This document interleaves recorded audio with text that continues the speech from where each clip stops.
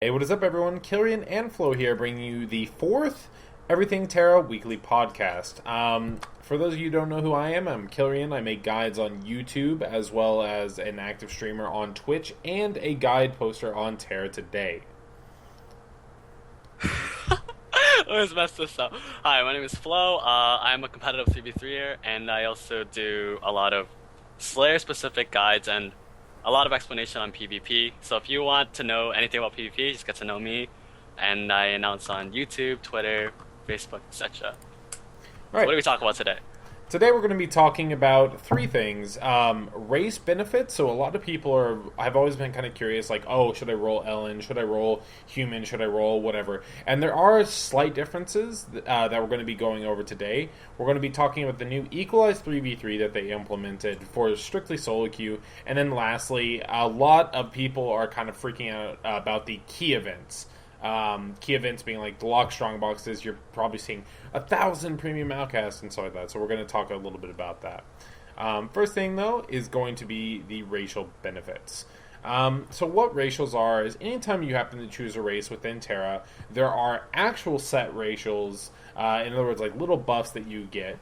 These things are things such as 1% crit behind crit for Castanics, as well as like reducing their falling damage. Humans and Amons get 10% damage reduction under 50% health. Barakas have like a long cooldown, instant full heal, as well as 10 stun resist. And then Ellen and Papori, being awesome with their increased swim speed. But more what we wanted to talk about was the actual like subtle hidden passives or hidden racials, a lot of people call them, that each race provides per class slash race combo. So do you want to talk about Slayer for right now? Okay, well, the thing is that before we even get into specific class differences, we should understand that when you're playing each of these races, there are certain like every race has different ranges at which they hit at. Like, for example, Barakas, their melee range, they have the shortest melee range out of every race so far. So they're always gonna fall a little bit short behind people. So with saying that, in terms of Slayer, what it comes right down to is that each of your skills, especially like your heart thrust and such, it has different ranges. My Ellen can hit up to 11 meters, whereas my Baraka would hit up to 7. And so when you're deciding a race on what to play for Slayer, the best distinction is based upon solid animations, and I always recommend the same races over and over again.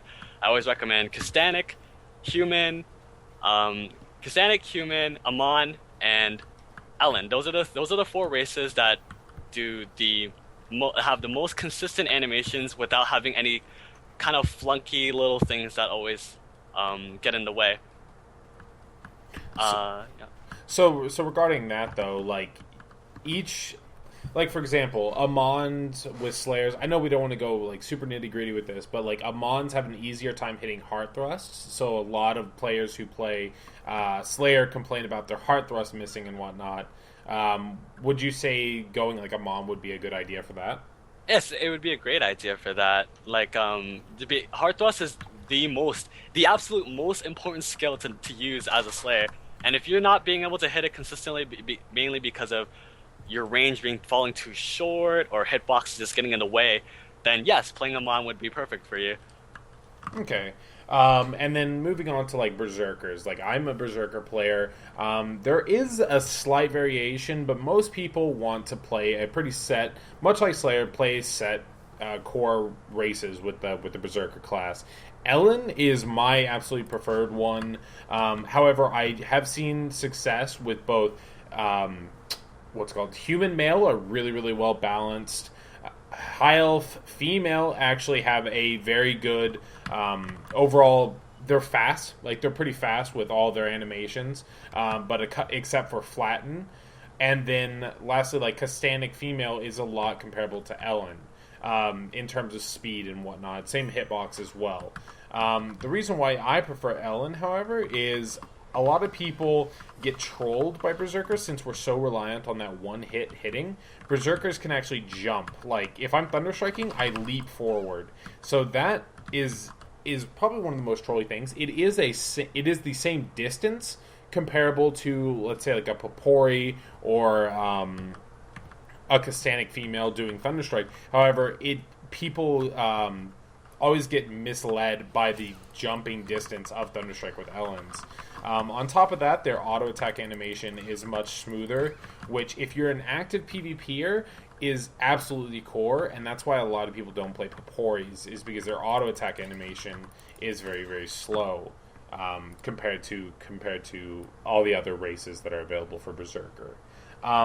So those are our two main classes, and we've kind of compiled a little bit of a list of the other classes, though if you are a veteran player or a person who has played Popori or Human or whatever for however long, and you know probably a lot more than nitty gritty, but we just want to kind of go over the overview of this. Next up, I'd like to talk about Lancers.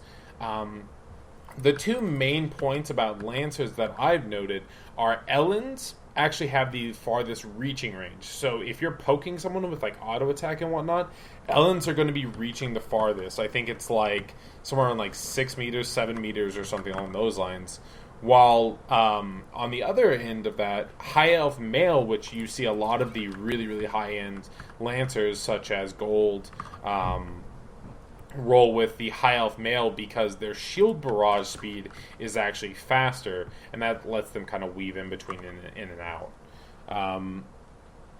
In terms of Lancer, though, the most important thing about picking a Lancer race is a technique that people call skating, in a sense where you're auto attacking and then you're canceling your auto attack with your block. So with that being said, Ellen has like, as much as people like are always say like every Lancer is an Ellen, like it's not exactly a joke. It's pretty serious. Ellens are capable of actually just zipping through the maps through constantly auto attack blocking over and over and over again, and it's just kind of like, in a way, it's kind of cheating the system, but it's the main reason why most Lancers are actually Ellen. Surprised to say. Yeah, but keep in mind, for everyone who is listening and whatnot, these are very, very minor. These are very minor things, and in my opinion, it's only something that if you're looking to be a very high-end PvPer and min-maxing your character to like the smallest of differences, then these race differences really only apply to that. If you're just like a PvEer and like a casual player, feel free to play a Baraka, feel free to play that Amon, whatever you know, find out whatever works for you. But moving on from that small point, the cloth races within, or the cloth classes, sorcerer, priest, mystic within TERA seem to have a fairly, like, with them being ranged and whatnot, they don't have as big of a difference compared to the melee classes such as Berserker, Warrior Slayer, and Lancer. But there are some notable things, such as Ellen Sorcerers actually have a slightly faster full combo. The full combo can be found on like Sorcerer guides typically and whatnot, but it is like a fraction of a second, like half a second quicker, so that means that their animations end up being a little bit smoother throughout it. But sorcerers such as Haimon, who's arguably the best sorcerer in the game right now, he plays human male because of the consistency in which their static trap as well as their painful trap have in their animation. Other classes such as Popori, actually when they cast their painful trap, it'll be quick, but then when they cast their stun trap, it's actually a very slow animation, and so that kind of inconsistency can cause a lot of annoyance with some sorcerer players. So if you are looking to be a high-end PvP player, you can, as a sorcerer at least, you can look into human male. And then for mystics and priests, from what I understand, I don't think they have really any racial benefits other than like hitboxes, which you were talking about earlier. And hitboxes is extremely important as a healer because you don't want to get hit, which is why all the smaller races are like a lot more appealing, since you don't want to die, you don't want to get hit. Your job is to support your team, of course. So everyone roll a Baraka priest. You don't die anyway. You don't have to worry about it. And then lastly, the last two that we're going to be talking about is the archer as well as the warrior. I know a little bit about these, but we've kind of had to consult a couple other people regarding what the benefits are of these. So we're going to talk about, for what I know regarding archers. Archer Popori, or for the archer class, Popori is easily the most consistent because of their kick. Kick is really the determining factor between consistency when it comes to races for the archer class, because what it comes down to is like he's just kicking your knees basically, so he never misses. It never flies over your head. Flo, I think you said something about high elf female with archer. Yeah, with close quarters as a Popori, it's it's by far the quickest animation possible. But like I was talking about with hitboxes, having a smaller or large hitbox, high elf females, when they double kick, as for example a smaller hitbox such as a Popori or an Ellen, they'll kick right over them. So you're gonna completely miss your skill in entirety. And close quarters is by far one of the most important skills to land as an archer, since it's basically the initiator of your 100-0 combo. So yeah, and that's balanced. Yeah. But for the most part, with that in mind, though, I still think that every single race you can find its niche. There are those benefits, though, and more like equalize, like animations and whatnot. So if you're looking to PvP as a Popori or as an archer, you probably want to go Popori just due to that consistency. And then lastly, we have warrior. I actually wasn't listening too much to Suzumiya, who's an absolutely excellent warrior who's tried out all the different ones. So I'll let this. He's tossed me a few things. What he was telling me was that Ellen is by far the strongest race as a warrior, and that's mainly because the biggest thing about a warrior from Suzumiya's perspective is mobility. And he was telling me about how his combative strike actually hits 2 meters farther than every race in the game, which helps him like establish that pressure and stick onto targets. And he was also telling me that from his point of view, the most solid animations were from Ellen, Kastanik, I believe he said female human, and I think I think high elf male wasn't too bad either from what he was telling me. But the most important thing that he was telling me was that Kastanik female and Ellen was by far his best experience as playing as a PvP warrior. So those are races that I would recommend, just because it's from such a great warrior himself. Yeah. Well, talking about just kind of applying that constant pressure with a warrior, like, that's your job. You know what I mean? Yeah. So, like, having that 2 extra meters could be the difference between staggering out a heal or just completely missing and throwing the game. You know what I mean? Yeah. So, I think if you are looking to PvP as a warrior, as Flo said, as Suzumiya recommended, Ellen or Kastanik would be the best way to go. So we've been talking a lot about racials with PvP, and so next up we're going to be actually transitioning into equalized PvP. This is for both like Corsairs as well as the new 3v3, but we're going to focus a little bit more on the new implementation of equalized 3v3 solo queue. What Equalized is pretty much any time that you go into a battleground, whether it be solo queue 3v3 or Corsair Stronghold, they're going to be giving you equalized gear, meaning everyone has the same gear set.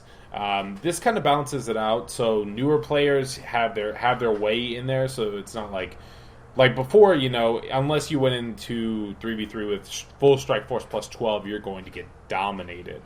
And with this new gear that they implemented, I personally like it. The stats are better than the Corsair Stronghold equalized gear, and I think that adds a little bit more balance to it comparing to like Corsairs. I felt a lot of times certain classes were a lot weaker than others because they're like attack speed reliance, and they actually the gear is great actually in equalized solo queue because they add these little like niche things that actually give classes a lot more of like an advantage. For example, since equalized solo queue was revamped in TERA before we got our their refined version on our side. Mm-hmm. They gave like healers like cooldown reduction. They gave more crit rate on rings, giving Zerkers, the opportunity to crit for once, and along with the two range classes, archers and sorks, since crit rate is a very strong stat. So the gear is actually like there's still like even though everyone's wearing the same gear, the differences will end up being the crystals that you have, with the crystals that you're wearing, Mm-hmm. obviously, and skill. Like that's what makes Equalized Solo Queue a lot more fun.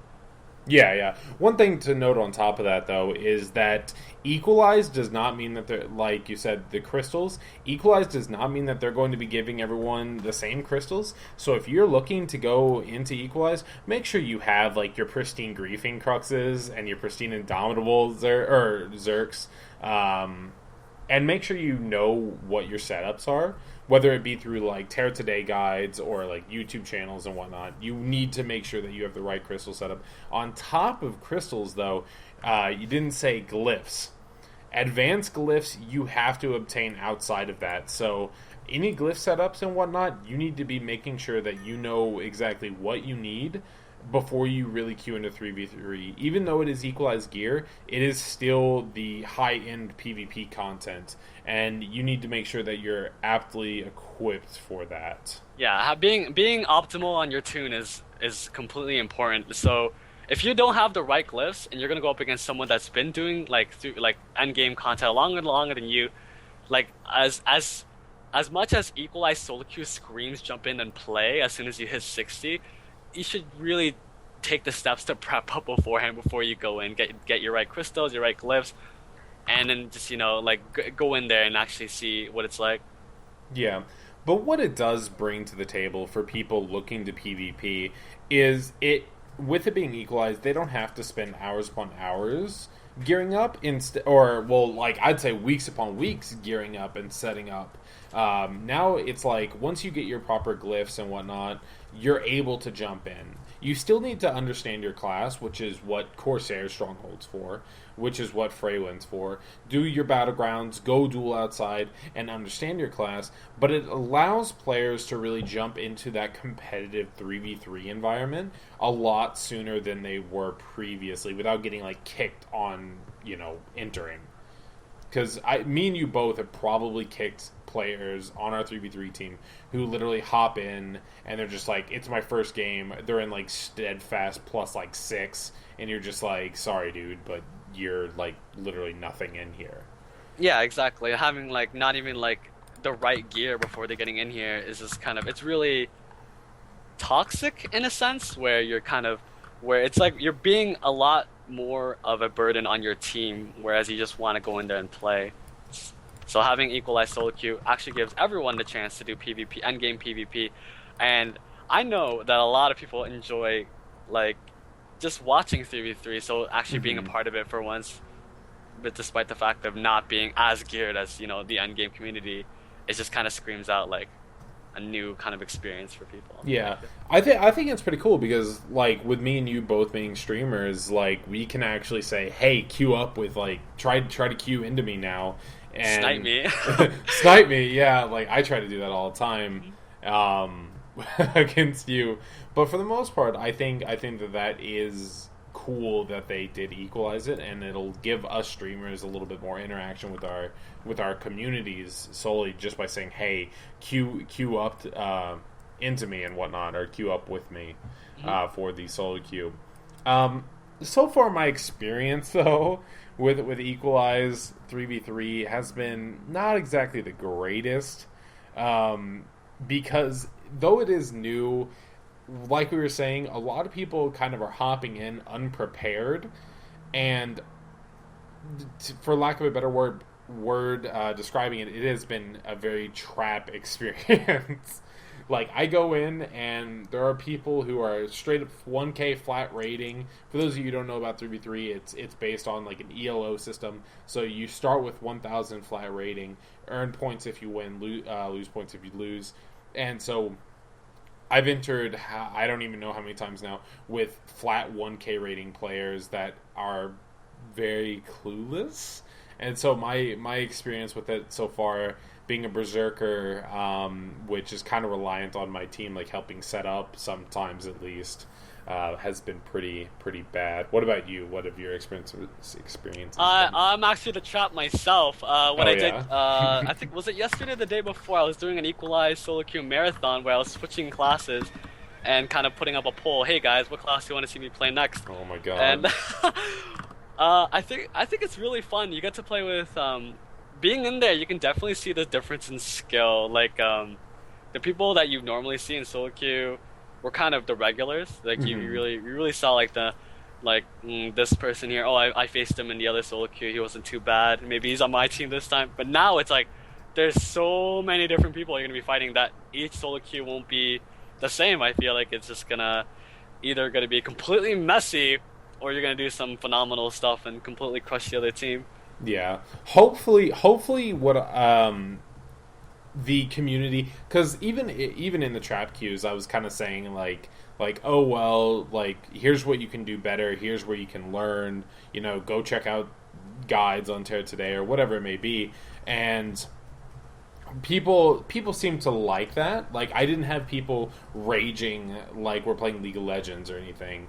People were just kind of like trying to learn and get a feel of what they can do better. And so hopefully the small amount of ragers, or the ragers that you do come across in solo queue, especially in the lower ELOs, hopefully they're not the kind of people who like make newer players into 3v3 want to stop queuing and just give up on it. You know what I mean? Like, Yeah. Here, go ahead. I think that like the equalized solo queue will be the first step for a lot of people. I know that the concept of 3v3 in the community, from what I've noticed, is that people are pretty intimidated, since it's like, oh, it's like serious PvP, etc. And now that it's equalized, it truly is a good training ground for people to just come in here, actually learn your class from like a very, like kind of like under a magnifying glass. You know what I'm saying? Like you get to actually see yourself perform in a small scale environment, and I feel like this will, it will be flaky at first. I feel like kind of like messy in a sense where people like there's gonna be a lot of amateurs, a lot of good players, but overall I feel like it's gonna boost the skill of the community overall, so long as they continue to participate in it. So if you are a newer player, don't get discouraged. Just keep playing. And I think 2 weeks down the line, like you said, I think that the ELO discrepancy will be a little bit wider, to where the more veteran players are going to be up, 1200 plus, 1300 plus ELO, and probably like if there's enough of us queuing, we're going to get paired against each other, while the lower ELO players are going to be able to play in their more set skill level. Because I know for a fact, like if I go up against like a really bad priest, or I shouldn't say really bad, but like a newer priest, then I can just like KD chain them for days, and they have no idea what to do. You know what I mean? Yeah. And so like you were saying, I think for the most part, if people continue playing it and continue trying to get better in 3v3, it'll overall raise the PvP skill cap, as well as just bring more people into the 3v3 environment, which I hope for. Because we know that solo queue times and like 3v3, even team 3v3 queues aren't there sometimes. So if this can bring more people into it, I think it's going to be a very, very good thing. Yeah. Okay. And now we're going to hopping off the entire PvP and race discussion. We're going to be ending it all with the key events. A lot of people have been saying, congratulations, you win 1,000 premium outcast and stuff like that. Which, for those of you who don't know what key events are, they're these events that EnMasse hosts to make money, basically, and I think equalize the economy some, that they do probably, I would say, every 2 to 3 months.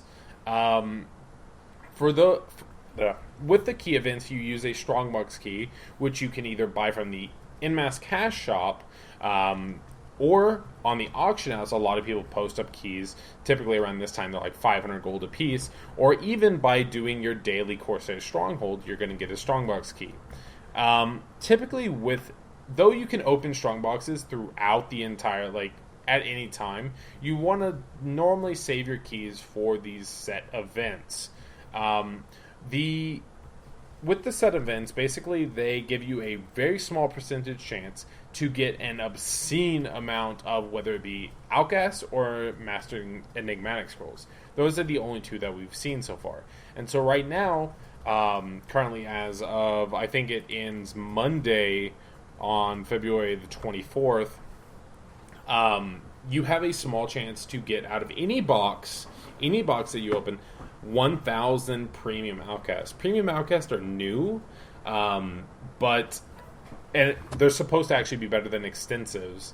And for the most part, I think with the Outcast the new Outcast implementation, I like key events. Like, what is your take on key events for the most part?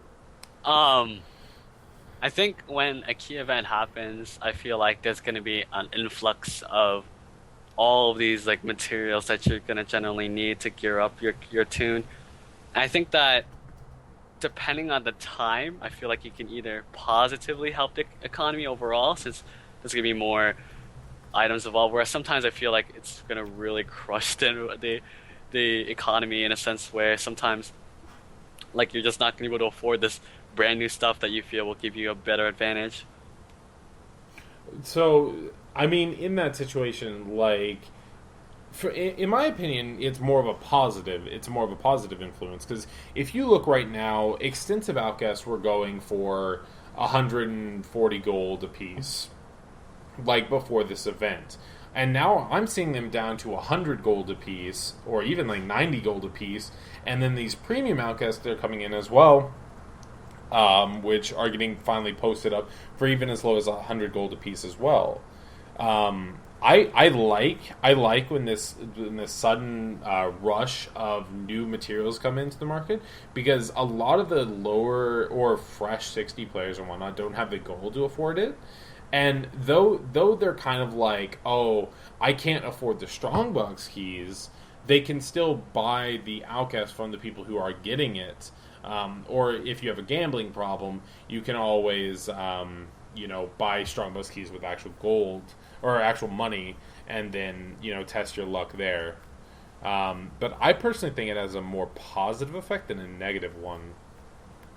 I'm not sure, like, how, as far as the negative aspect of it, I think, for the most part, it's probably just a morale reduction of some players who like will buy keys, or players who don't have like real life money to spend, or don't want to spend real life money, and then they see all these players getting it. I think that's the only real negative connotation. I don't know. Well, that also don't forget the fact that people at the endgame community are trying to productively make money here, whereas when these events happen, it's gonna plummet their market a little bit. So it's kind of the event helps new people get their gear up, whereas it harms people that are already making money consistently. So it's both positive and negative, but I feel like, to me, and I think that it's a lot, the key event should happen more often, and people need to get their gear plus 12 and actually enjoy endgame PvP as it is, or endgame content in general as it is. So yeah, but on top of that, if you are kind of like a merchant of all of this, people, like the people who have money, are making money, are buying this cheap outcast right now and saving it up for like the patch. That they're going to be making good money. It's just a matter of patience. Mm-hmm. But for the most part, I think a lot of players who see this, they start yelling pay to win. However, I personally disagree, because I think it's one of those things that, like I stated before, positively affects the economy for the most part, because a lot of the items that are given out are kind of, what's in demand. Like EnMasse and whatnot, they'll kind of cater it to where like, okay, people are probably trying to get pumped and ready for the next patch and whatnot. Outcast would be a good idea right now. So I think that that's the way that they choose either Outcast or 300 Master Reckoning Mag Scrolls. So for the most part, I don't think it's very pay to win, seeing as how I bought most of my, because I won 1,000 Outcasts for this event, but I won it by actually buying keys with gold that I've earned. So like, what is your take on this pay to win? What people say? Well, before I even talk about whether or not it's pay to win, I should talk about my last experience with the last key event, which was the same concept, 1,000 Outcasts. I actually saved 80 keys, and all 80 of those keys were saved up from me doing Corsairs on my daily every day. No money spent at all for a key event, and actually got like what 3,000 or 4,000 Outcasts back in the day. That's lucky. I think that yeah. That's lucky, yeah, exactly. So the opportunity is there. In terms of pay to win or not, you have to realize that when you have your plus 12 gear already, what advantage do you have? Like, like you remember that there's still a chance of you failing, and some people have the worst luck. I have the worst luck when it comes to enchanting. It's not going to make much of a difference whether it's pay to win or not. I feel like there's no giant advantage that you're gonna have over another player if you end up both having the same gear at the end of the day. So okay, yeah. For the most part, I think people who start yelling pay to win are players who can't afford it or view it as like, I can't get this right now. Must, like, oh, look at all these people getting this. It's like, well, yeah, because we're players who've been doing our dailies every single day for Corsairs. We're players who have been saving our gold. We're the players who've been merchanting for a while. Though you do have players who drop money on the game. Obviously, it helps keep the game going. But I honestly think that that's a minority compared to a lot of the players who are winning it. The people who you see winning 1,000 Outcasts for the most part are the players who have saved up their keys or bought it with gold. Like, I know Saber, for example, doesn't drop money on it. They just have a lot of gold that they've done from merchanting and opening boxes in the past and whatnot. And I know they got like 4,000, 5,000 premium Outcasts this event. But in my opinion, it's not pay to win at all. It just helps stabilize the economy in some situations, or boost it and give people, that chance, because everyone likes a little bit of that adrenaline of it. So the end question would be: is it worth it? Like, do you think it's worth it trying to save use key, like buying keys with gold and whatnot? Like, is it worth it to you? The key prices are literally fluctuating up and down around 500 to 700 gold. I think that I think it's whatever. But at the same time, there are other rewards that you get. Like, if you're not getting the 1,000 Outcast reward, you have a chance of getting the, what is it? 300 to 700 extensive Outcast. 200 400. extensives. Is it 200? No, there's another one too, actually. What? There's another blip that pops up where you can get more than 200 Outcasts. And then you can get up to like 400 Spellbind apparently too off of the reward. So it's not... I feel like you should really label out a moderation in terms of what... Like, I think it's worth it to do it, but in terms of maybe going overkill, I've heard a lot of bad stories so far. So it's just kind of like telling me... Just kind of label out your own modern scenes to go from there. So if you happen to get 50 keys, guys, and let's say you get 2,000 premium Outcasts in that time, that doesn't mean that you should go drop a $100 bill on EMP and get 200 more keys to not get anything. Or let's say, like myself, with 50 keys, I won 1,000 Outcasts, and I was like, oh, that's cool. And then I was like, well, I got some more gold I can spend, and I ended up dropping another like 50k and didn't get anything. So if you have a gambling addiction, keep this in mind. You're not going to like it's gambling. It's pure gambling. It's pure RNG. I know a lot of you probably have these little secret ways. Like I know some people put items in certain spots of their inventory. They'll go on top of the auction house in Lumbertown and pray to the fucking Helix fossil. But like for the most part, it is RNG, so be careful if you're going to be trying to throw all of your earnings into Strongbox keys. Any final thoughts on keys for you? Watch your wallets. I've seen people drop a couple 100,000 and get absolutely nothing so far. It's torture. Don't do it. Don't fall for it. Like, it's either a money making scheme on EnMasse's part, or just you're gonna die. Like, like you're gonna look at yourself at the end of the day like, man, I shouldn't have done this event. So stay in moderation. Moderation is key. Moderation is key. Alright guys, this is going to be end of the podcast. Hopefully you enjoyed our talks today. Today we went over the racial benefits of each class/race combo, the new equalized 3v3, as well as a little bit touching up on Corsairs and what it's going to bring to the community. And then lastly, the gambling addiction of key events. Hopefully you all enjoyed the Everything TERA podcast, guys. This was our 4th week in a row. And if you are wanting to submit topics, please do, mind you. If you want to hear us talk about almost like anything, we've been coming up with these topics every single week, but we want the community to pose us questions. So feel free to tweet us on Twitter with using the hashtag EverythingTERA, no space in that. This week, actually, 2 of our questions have been risen from viewers.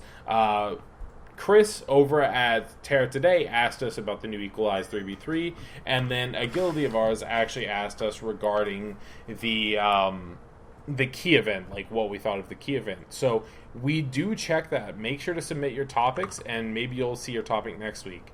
For those of you who don't know, I'm Kilrian. You can follow me on Twitter at Kilrian, on Facebook at Kilrian, and check out my YouTube at Kilrian, which features PvE guides, gold guides, and leveling guides. So if you want that kind of content, make sure to check me out. And this is Flo. You can check me out on Twitter at Flowero, Facebook at Flowero, and YouTube at Flowero if you want to watch videos on competitive 3v3 along with my adventures of me going into PvE, etc. And your Let's Plays of what was the game? Witcher 2. Oh god. Yeah. Well, no, the horror one. Oh, Outlast with Suzumiya. That is some hilarious stuff. So make sure to check out his YouTube, guys. Thanks for watching. Catch y'all next week. Make sure to submit your topics. Hashtag EverythingTERA. Adios, everybody. Peace out.